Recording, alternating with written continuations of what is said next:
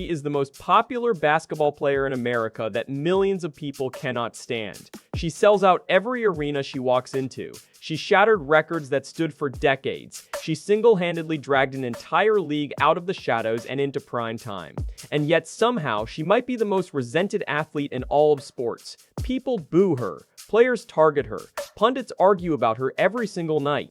So what is actually going on here? Why does everyone hate Caitlin Clark?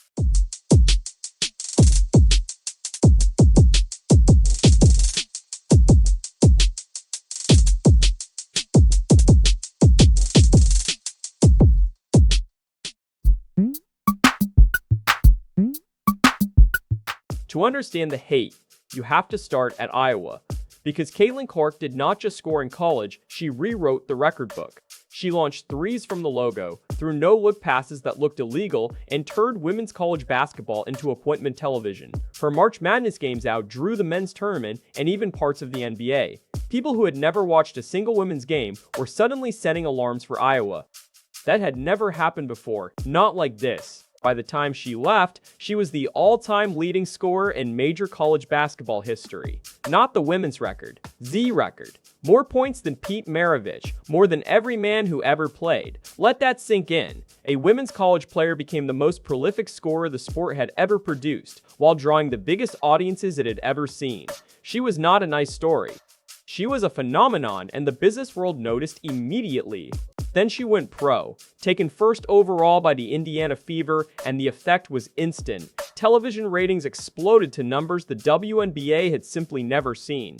Arenas that used to sit half empty sold out the moment her team came to town. Teams moved her games to bigger buildings just to fit the demand. Merchandise vanished off the shelves. She did not just join the league. She became its entire economy almost overnight. But the welcome was not exactly warm. In her rookie season, Chennedy Carter hip-checked Clark to the floor, away from the ball, on a play that had nothing to do with basketball. It was initially called a common foul, then upgraded to a flagrant after the league reviewed it. And it was not a one-time thing. Clark kept getting hit hard, knocked down, and caught in the head, far more than a typical rookie ever does. This is where the league split in half. One side said it was simply rookie initiation. Every great young player gets tested, gets bumped, gets shown that respect is earned, not given. The other side said the contact on Clark went way beyond normal, that she was being deliberately hunted while the referees swallowed their whistles. The truth is probably somewhere in the middle. But the optics, a smiling rookie repeatedly getting dumped on the hardwood, were a disaster for the league. And hanging over everything is Angel Reese. Their rivalry was born in the 2023 college championship, when Reese hit Clark with the famous "you cannot see me" gesture and pointed to her ring finger. It was iconic, it was personal, and it never went away. The two carried that history straight into the pros, and now every time their teams meet, the entire sports world stops to watch. Here is the twist most people miss. Clark and Reese have rarely actually attacked each other. Reese has repeatedly asked for better, fairer coverage of women's basketball as a whole. Clark has credited Reese for helping grow the game. The genuine respect is there, but it does not matter because the media and millions of fans online have turned the two of them into avatars for a much bigger fight, and that fight sells. So, let us actually break down the hate. Reason 1 is the simplest: jealousy. For years, WNBA veterans built this league in near total obscurity, playing in front of empty seats for salaries that would embarrass a minor leaguer. They sacrificed everything for a game almost nobody watched. Then a rookie walks in and instantly gets the endorsements, the magazine covers, the charter flights, and every camera in the building. For players who paid those dues, that is a brutal pill to swallow. Reason 2 is money, and it is bigger than jealousy. Clark is reportedly paid a tiny rookie salary while generating an enormous share of the league's new revenue. She made everyone around her richer, raised the value of every contract, and supercharged a new media deal worth billions. The painful irony? The very players who resent her are cashing checks that got fatter because of her. Resentment and dependence at the exact same time is a toxic combination. Reason 3 is the most uncomfortable part of the entire conversation. Clark is a straight white woman who became the face of a league that is predominantly black.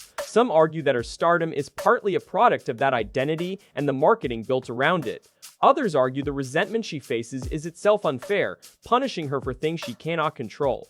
Both sides feel it deeply, and it has turned the league into a proxy war for much bigger debates about race, money, and who is allowed to be a star. And then there is the machine that profits from all of it. Sports media discovered that Caitlin Clark is the most reliable engagement engine in the business. Every missed shot, every hard foul, every facial expression becomes a debate show segment, a viral clip, a manufactured controversy. The take machine does not want the noise to stop, because the noise is the product. So it pours gasoline on every spark, and Clark gets burned in the middle of it. Nowhere did all of this collide harder than the Olympic snub. Clark was left off the United States Olympic team, even as she was setting ratings records the sport had never seen. To her supporters, it was proof that the establishment would rather punish her than ride her wave. To her critics, it was simple. She was a rookie who had not earned it yet.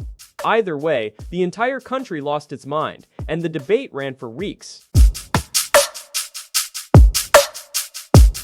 So here is the honest truth. Most of the hate aimed at Caitlin Clark is not really about Caitlin Clark at all. She became a lightning rod for tensions the league never resolved. Tensions about race, about money, about respect, and about who gets to be the face of women's basketball. She walked into a powder keg that had been building for 20 years, and her stardom lit the match. None of it is really her fault. And here is what the haters miss. Every dollar of those new salaries, every sold-out arena, every kid now begging for a WNBA jersey traces back in large part to her. You can resent the spotlight she brings, but you cannot deny the league has never been bigger.